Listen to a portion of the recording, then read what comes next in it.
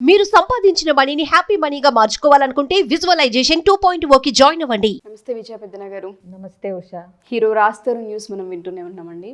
లావణ్య అనే అమ్మాయితో 11 ఏళ్ళుగా లివింగ్లో ఉన్నారు అండ్ దాంతోపాటు వాళ్ళిద్దరు ప్రేమించుకున్నారని తను క్లియర్గా చెప్పడం జరిగింది. ఎప్పుడైతే కొత్త మూవీని సైన్ చేసి ఆ మూవీ ప్రాసెస్లో పరిచయమైన హీరోయిన్తో ఆ పరిచయం తర్వాతే మాకు గ్యాప్ వచ్చింది, ఈ మధ్య సఖ్యతగా లేము అండ్ కమ్యూనికేషన్ కూడా సరిగ్గా లేదు, అప్పటికి చాలా ప్రయత్నించాం కానీ ఎక్కడ ఇది ఏమీ తగ్గలేదు, నాకు ఇంకా పెయిన్ ఎక్కువ అవుతుంది అని తన ఎఫ్ఐఆర్ కూడా ఫైల్ చేయడం జరిగింది. చాలా క్లియర్గా ఆ నోటీస్లో కూడా తను రాయడం జరిగింది. ఒక హీరో స్థానంలో ఉండి చాలామంది ఆడియన్స్కి కావచ్చు, ప్రేక్షకులకి కావచ్చు, వాళ్ళని చూసే మనం చాలా విషయాలు నేర్చుకుంటూ ఉంటుంటాం, చాలా విషయాలు వాళ్ళని ఇన్స్పిరేషన్గా తీసుకుంటూ ఉంటాం. ఈ కేసుకి సంబంధించి మనం ఏ విధంగా చూడాలి అంటారు, ఏ విధంగా మాట్లాడాలి అంటారు? 11 ఏళ్ళ ప్రేమను పక్కన పెట్టి ఇంకో అమ్మాయితో ఎక్స్ట్రా మ్యారిటలా లేదంటే అసలు ఇంకో అమ్మాయితో లివినా అన్న విషయం పక్కన పెడితే ఈ కేసుకి సంబంధించి ఏం మాట్లాడచ్చు?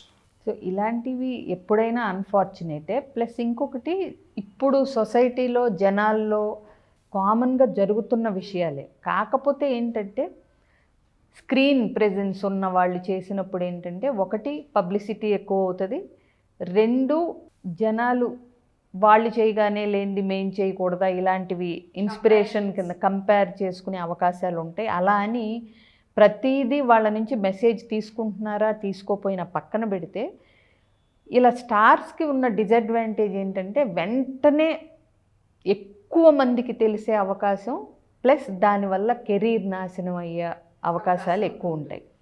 సో ఈ అమ్మాయి అంటే పోలీస్ స్టేషన్కి వెళ్ళి ఎఫ్ఐఆర్ ఫైల్ చేసే ముందలే ఏదో డిస్కషన్స్ గొడవలు అవ్వకుండా అయితే ఉండుండవు కదా, అవునా?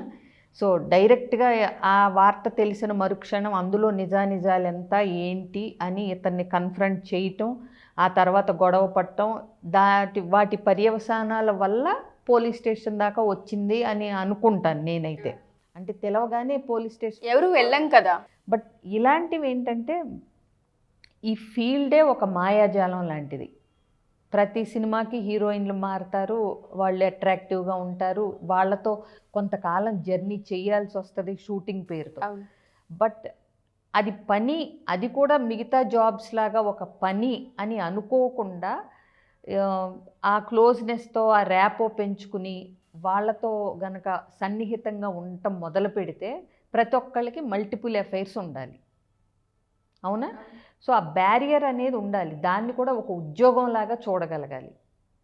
సో వాళ్ళు తోటి ఎంప్లాయీస్ లాగా చూడగలగాలి, అంతే, కొలీగ్స్ లాగా. అంతే తప్పితే అంటే రిలేషన్షిప్ పెట్టుకోవటం వల్ల ఏమవుతుందంటే పర్సనల్ లైఫ్ పాడైపోయే అవకాశాలు ఉన్నాయి.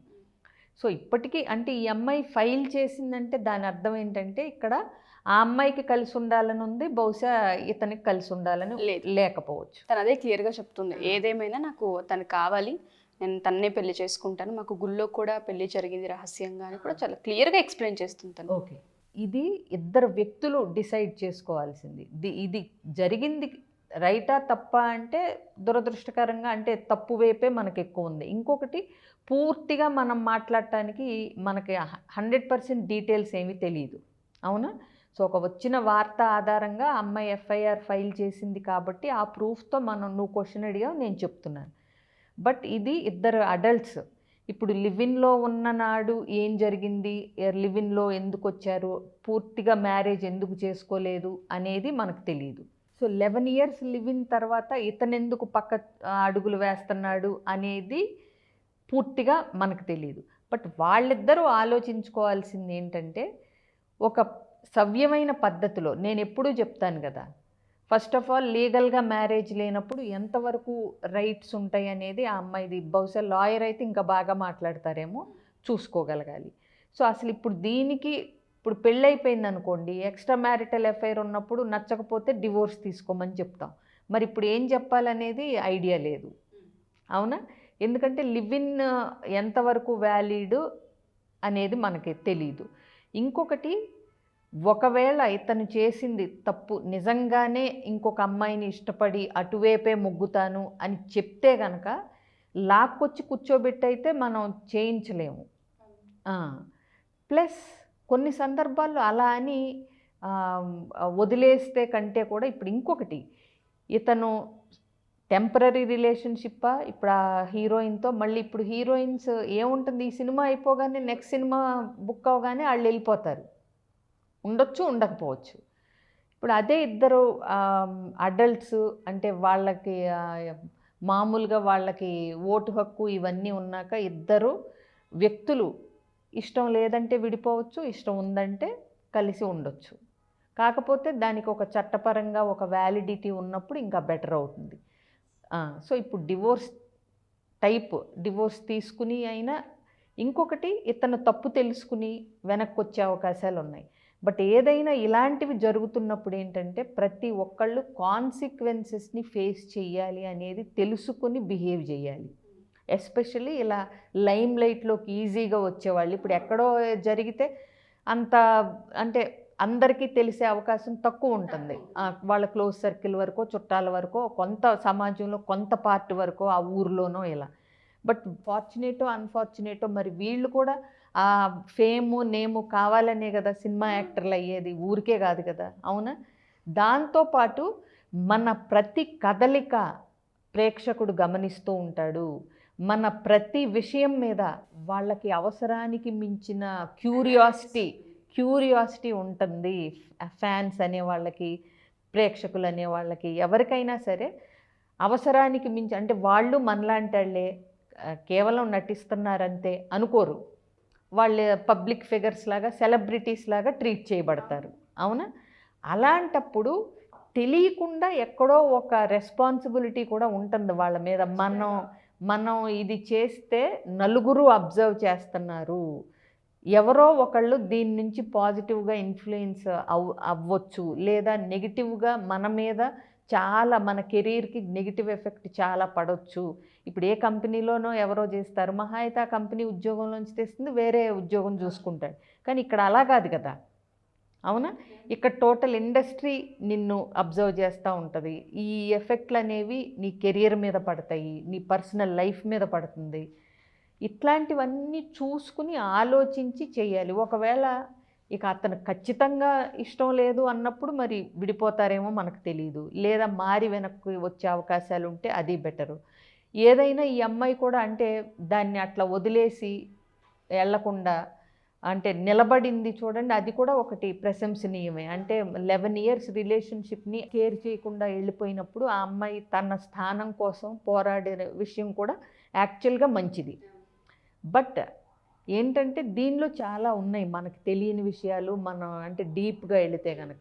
ఇంకొకటి పూర్తిగా అతనికి అసలు ఇప్పుడు ఈ 11 yearsలో ఇంకా అంటే పెళ్లి చేసుకోపోవటానికి రీజన్ నేనేమనుకుంటున్నానంటే పూర్తిగా కెరీర్లో సెటిల్ అవ్వలేదు, అతను ఇంకా కొంచెం చిన్న స్థాయి హీరోనే కాబట్టి ఇంకొంచెం కెరీర్లో ఎదిగాక చేసుకోవచ్చు అని చేసుకోకపోయి ఉంటే గనక అది ఒక డ్రాబ్యాక్ ఈ అమ్మాయికి. ఎందుకంటే పెళ్ళైపోయిన వాళ్ళ కమిట్మెంట్ వేరుగా ఉంటుంది.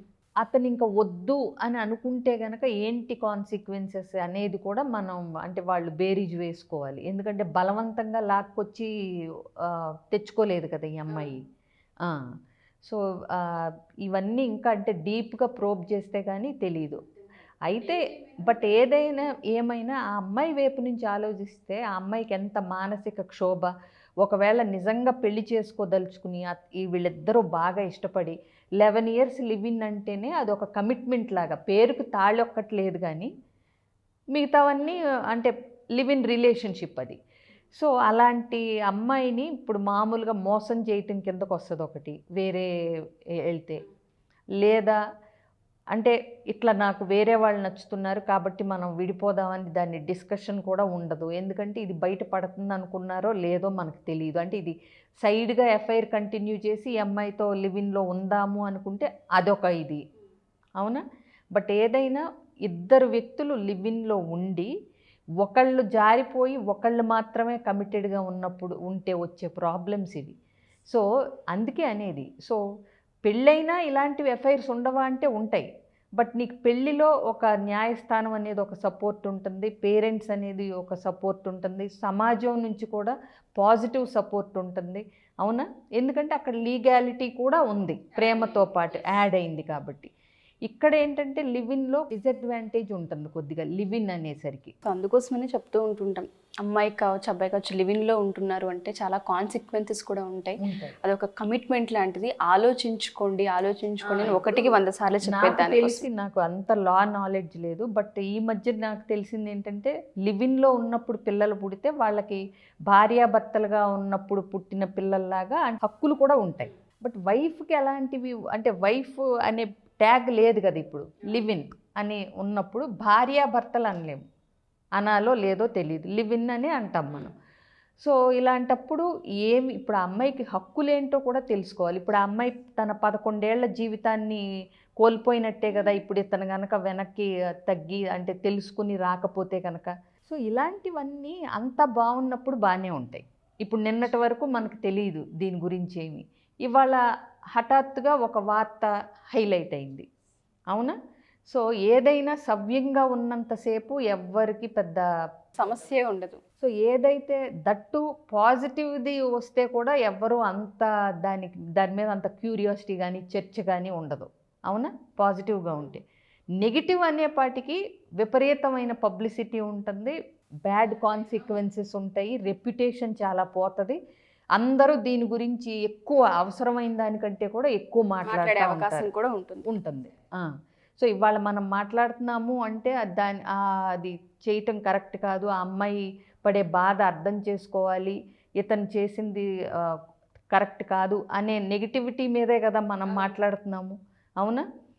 సో ఏదైనా ఇలాంటి విషయాలు తొందరపాటు లేకుండా ఇవి బయటకు వస్తే కాన్సిక్వెన్సెస్ ఏంటని ప్రతి ఒక్కళ్ళు ఆలోచించుకుంటే సరే. మనస్సాక్షి ఇవన్నీ కాసేపు పక్కన పెడదాం, అసలు బయటకు వస్తే నా పరిస్థితి ఏంటి, నాకు అందరూ అంటే ఎలా ట్రీట్ చేస్తారు, నా కెరీర్ మీద ఎలాంటి ఎఫెక్ట్ పడుతుంది, ఇవన్నీ మనస్సాక్షిని తొక్కి పట్టకుండా ఆలోచించి నేను ఇప్పుడు అన్నట్టు అనిపించడం వేరు, రైట్ థింగ్ టు డూ వేరు.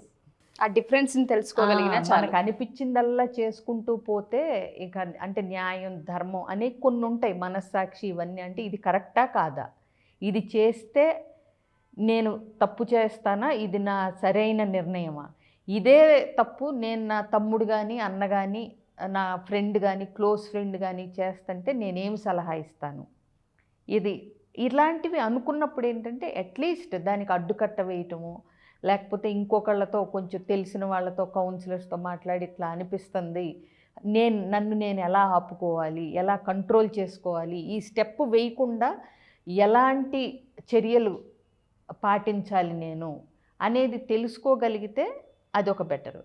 బట్ తెలిసి కూడా చేస్తే ఇంకా మనం చేసేదేం లేదు. ఇప్పుడు మోసం కింద వస్తుంది అది, తెలిసి కూడా చేస్తే.